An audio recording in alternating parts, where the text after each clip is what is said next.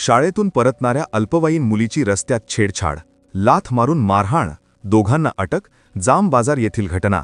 पुसद तालुक्यातील ग्रामीण police station हद्दीत येणाऱ्या जाम बाजार परिसरात शिक्षण घेणाऱ्या एका अल्पवयीन मुलीवर रस्त्यात छेडछाड करून विनयभंग आणि मारहाण केल्याची संतापजनक घटना उघडकीस आली आहे. या प्रकरणी पोलिसांनी तत्काळ गुन्हा दाखल करून 2 आरोपींना अटक केली आहे.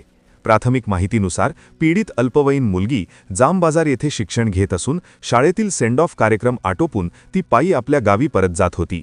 याच वेळी जमशेदपूर येथील रहिवासी करण विनोद चव्हाण वय 26 वर्ष आणि आकाश संतोष चव्हाण वय 24 वर्ष यांनी वाटेतच तिची छेड काढत विनयभंग केला. इतकेच नव्हे तर आरोपींनी मुलीच्या पाठीत लाथ मारून मारहाण केल्याची धक्कादायक बाब समोर आली आहे. घडलेला प्रकार मुलीने कुटुंबियांना सांगितल्यानंतर त्यांनी तात्काळ पोलीस स्टेशन गाठून तक्रार नोंदवली.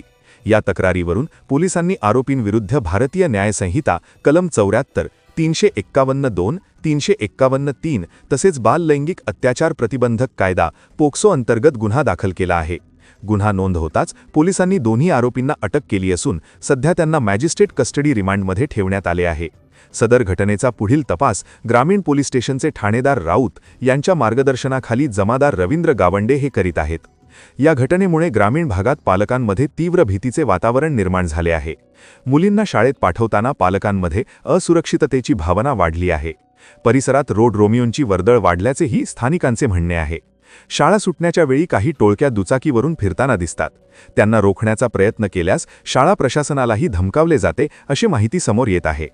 पालकांची मागणी आहे की माध्यमिक शाळा भरताना व सुटताना किमान 2 दिवसातून एकदा तरी पोलिसांनी गस्त घालावी, जेणेकरून अशा प्रवृत्तीवर वचक बसेल आणि मुली सुरक्षितपणे शिक्षण घेऊ शकतील.